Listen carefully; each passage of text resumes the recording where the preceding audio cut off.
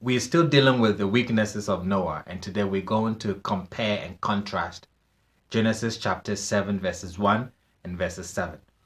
This requires precise reading and a little thinking. And the Lord said to Noah, "Come into the ark, you and all your household, for it is you that I have seen as a righteous man before me in this generation." Verse 7. And Noah went in, and his sons, and his wife, and his sons' wives with him into the ark, because of the flood waters. If you notice in verses 1, God tells Noah to come into the ark. But in verses 7, we are told why Noah went into the ark. It was because of the flood waters. What would we have expected? Noah went in because God told him to go in. What we have here is God telling Noah to go into the ark. And Noah goes in not because God told him, but because maybe the waters was up to his neck. If you know the style of the Tanakh, it's even worse. When someone is told to do something and the person follows orders, the Tanakh indicates it in one of two ways. One, and he did as he was told. He did so. That's not written here in regards to Noah. Or it repeats over again what he was told to do. He did X, Y, Z.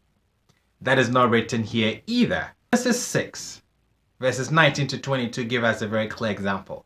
And of all living things of all flesh, 2 of each you shall bring into the ark to preserve alive with you. They shall be male and female. Of the fowl after its kind, and of the animals after their kind, of every creeping thing upon the ground after its kind. 2 of each shall come to you to preserve life. And you take for yourself of every food that is eaten, and gather it into you. And it shall be for you and for them to eat. Verses 22. And Noah did according to all that God had commanded him, so he did. So we see here that what is written here is a third thing which is very peculiar. Sounds like God's command was not enough to get Noah to go in. So he waited until he was forced in, which doesn't sound too good. He goes in not because God says go in, but because of the flood waters. Let's look at yet another weakness. Genesis 6:18. And I will set up my covenant with you, and you shall come into the ark, you and your sons, and your wife and your sons' wives with you. This verse is written in an extremely peculiar way. No one today will write it that way. The order is very peculiar. You and your sons, and your wife and your sons' wives. No one will ever write it this way today. How did they come into the ark? Genesis 7. And Noah went in, and his sons and his wife and his sons' wives with him into the ark. They follow the instructions given them, which is very good. Now, how were they instructed to come out of the ark? Genesis 8. Go out of the ark, you and your wife, and your sons, and your sons' wives with you. If you notice, now the order has changed.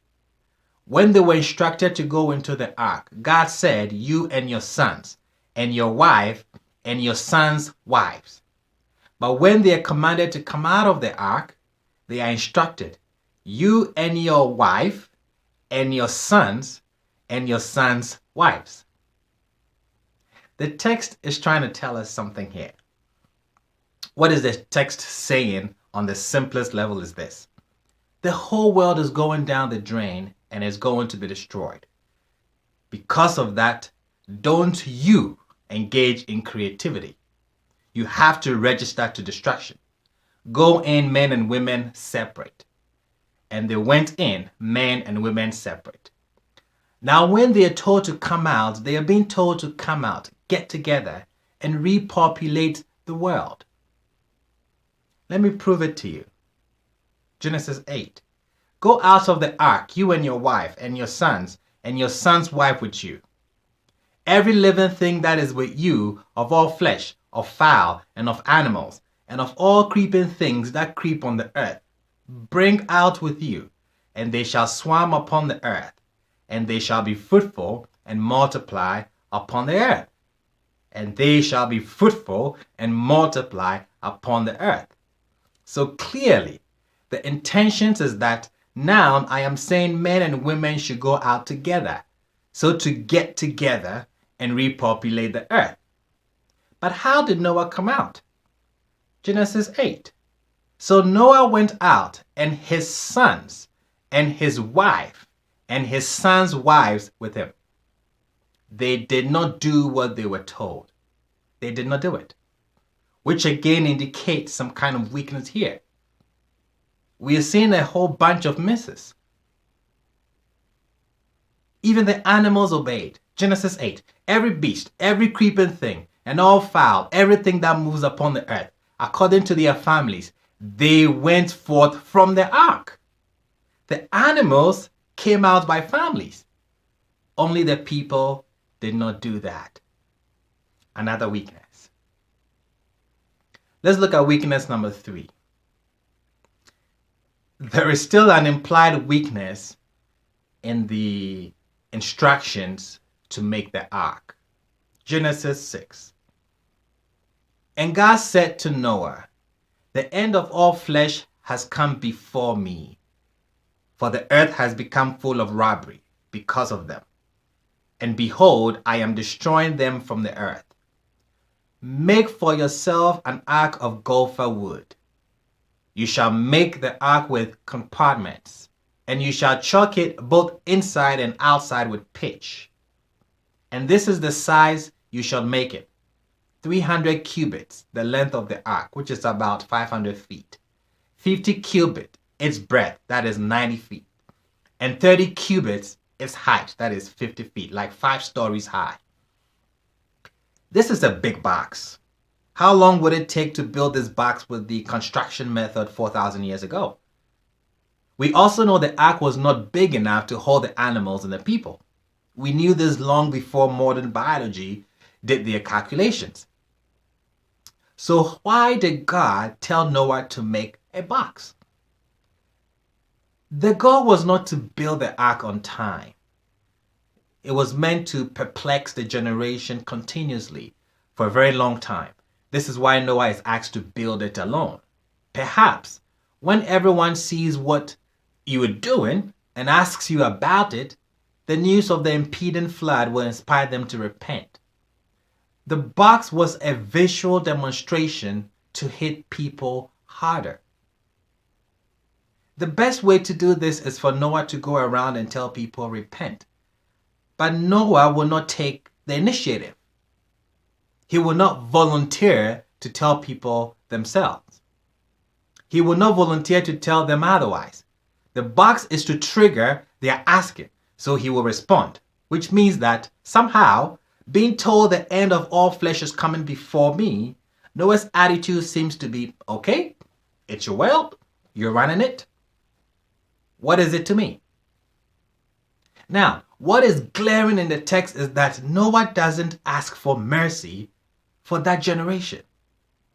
God tells Abraham that he's going to destroy 5 isolated cities, and Abraham is up in arms with an argument against and a plea for mercy for vicious, wicked people. And here, the whole world is going down the drain, and not a word, not a protest, nothing. This lack of prayer is a glaring aspect of the explicit text.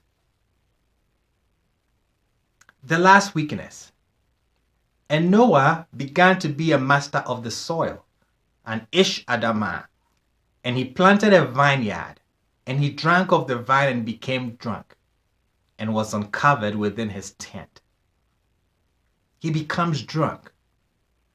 This man, on the basis of whom the whole human race continues, righteous, pure, complete, walking with God, ends up drunk. This is a very big weakness.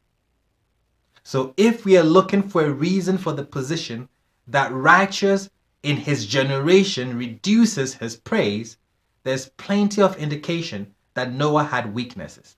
We don't have to go too far in the text to find a string of weaknesses. So in summary, Noah goes into the ark because of the flood waters, not because God told him to go in. He's told to come out, men and women together, and he did not do such. He does not take the initiative to warn the people.